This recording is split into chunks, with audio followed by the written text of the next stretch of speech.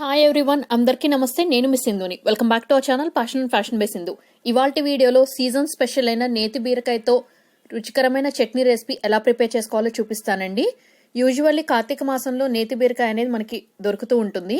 ఈ నేతి బీరకాయతో చట్నీ అనేది చాలా చాలా బాగుంటుంది.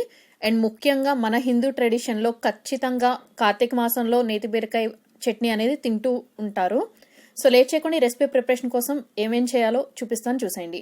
రెసిపీ ప్రిపరేషన్ కోసం నేను ఒక నేతి బీరకాయ తీసుకున్నానండి. దాన్ని శుభ్రంగా వాష్ చేసి 2 ఎడ్జెస్ అంటే అటు ఇటు కూడా కట్ చేశాను. యూజువల్లీ బీరకాయకి మనం పైన పొట్టు తీసేసినట్టు ఈ నేతి బీరకాయకి పైన ఉన్న పొట్టు అనేది పీల్ చేయము. సో అందుకని క్లీనింగ్ చేసేటప్పుడే బాగా నీట్గా వాషింగ్ అనేది చేసుకోండి. తర్వాత ఈ నేతి బీరకాయని కొంచెం మీడియం సైజ్ ముక్కలుగా కట్ చేసుకోండి.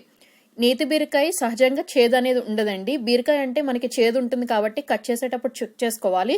బట్ నేతి బీరకాయ సహజంగా చేదు అనేది ఉండదు. సో మీరు చెక్ చేసుకోకుండా డైరెక్ట్ గా కుక్ చేసినా పర్వాలేదు. సో ఇలా మీడియం సైజ్ ముక్కల్లాగా కట్ చేసుకుని ఒక బౌల్లోకి పెట్టుకోండి. నేను తీసుకున్న ఒక నేతి బీరకాయకి నాకు 1.5 కప్స్ వరకు ముక్కలనే వచ్చాయి. స్టవ్ మీద ఒక పాన్ పెట్టుకోండి. అందులోకి ఒక 1 టేబుల్ స్పూన్ వరకు ఆయిల్ పోసి ఆయిల్ కొంచెం హీట్ అయిన తర్వాత ఈ నేతి బీరకాయ ముక్కలనే వేసేసి మీరు తినే ఘాటుకు తగినట్టుగా పచ్చిమిర్చిని పొడుగ్గా చీలికలుగా కట్ చేసుకున్న వేసుకోండి. అవి కొంచెం ఒక 30% మగ్గిపోయిన తర్వాత ముక్కలు అనేవి చిన్న గోళీ సైజ్ అంతా చింతపండు, గోళీ సైజ్ కంటే కూడా ఇంకా కొంచెం దానిలో సగం తగ్గించొచ్చండి. అంత చింతపండు ముక్కను పెట్టుకోండి. వేడికి అది కూడా మగ్గుతుంది. అలాగే పొట్టు తీయనటువంటి వెల్లుల్లి రెబ్బలు ఒక 4 నుంచి 5 వరకు వేసుకోండి. సో ఇంగ్రీడియంట్స్ అన్ని కూడా కేవలం లో ఫ్లేమ్ లోనే బాగా మెత్తగా కుక్ అయ్యే వరకు కుక్ చేసుకోండి.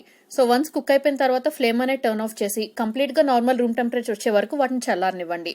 చల్లారిపోయిన వీటిని ఒక మిక్సీ జార్లోకి యాడ్ చేసి మీరు తినే టేస్ట్కి తగినట్టుగా సాల్ట్ అనేది యాడ్ చేసుకుని ఒక 1/2 టీ స్పూన్ జీలకర్ర కూడా వేసుకుని వాటర్ ఏమీ యాడ్ చేయకుండా కోర్స్గా గ్రైండ్ చేసుకోండి. మీ దగ్గర రోల్ ఉంటే రోట్లో కచ్చాపచ్చాగా గ్రైండ్ చేసుకోండి. టేస్ట్ అనేది ఇంకా చాలా బాగుంటుంది.